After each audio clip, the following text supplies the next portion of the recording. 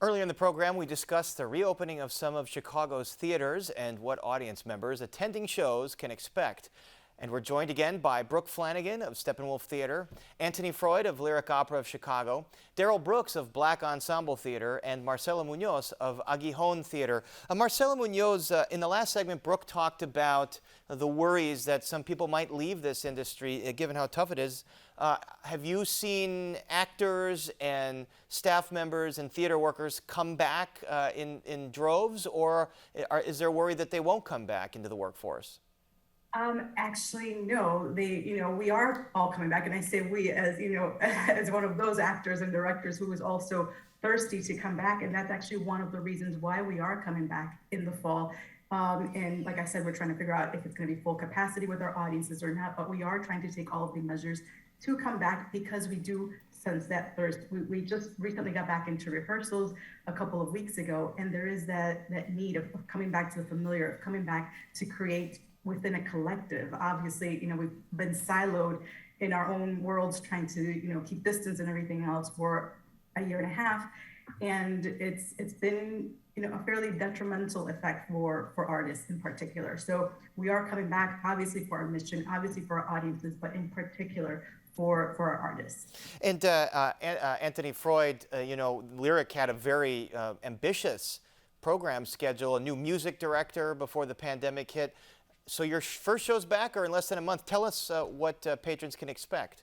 There's huge excitement here at Lyric because last week we began rehearsals for our new production of Macbeth by Verdi, which is the production that will open our season on September 17th and will inaugurate the tenure of our new music director, Enrique Mazzola. We have brand new seats in the Opera House. One of the things we were able to do through the last year is replace all the seats.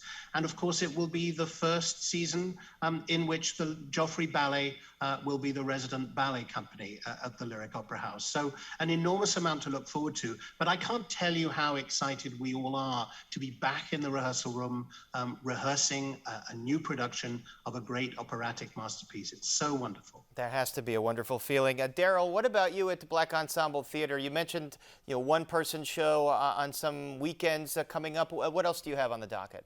Well, right now we have virtually this weekend, we will have our summer series that'll be produced that our patrons can see on Facebook, YouTube. It is a short play series that we produce every year. And this year, just like last year, is virtual. And as I said, coming up in October, we will have our first production, a one-person show about the LGBTQ icon Sylvester, the singer. So that is going to be like the first weekend in October. So right now, that's what we're focusing on, along with our Theater for Young Audiences taping those.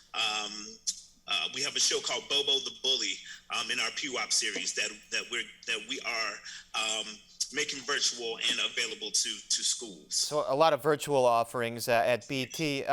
Brooke, Steppenwolf during the pandemic actually expanded. It's got its new building on Halsted. So tell us what you're bringing to that new facility. That's right. So during the pandemic, it was sort of talismanic for us. Our new theater building continued to rise despite all odds. So we've expanded now to a 3-theater campus.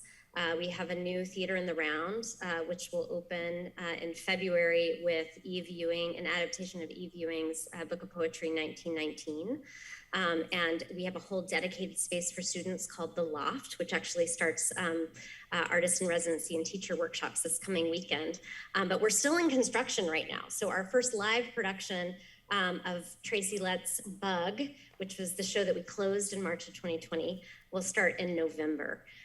We did have, though, this last weekend in New York, a show called Passover, which started at Steppenwolf, was the first show to open back Broadway, featuring our ensemble members, John Michael Hill and Namir Smallwood. And so in some ways, we feel like our spirit is back. as those artists are taking the stage in New York, and our stages will be lit to follow in November with the opening of Bug. So picking up right where you left off, I saw that production of Bug way back when, before the pandemic times. Marcella, as I understand, Aguijón just celebrated its 32nd anniversary. So what kind of programming can we look forward to there?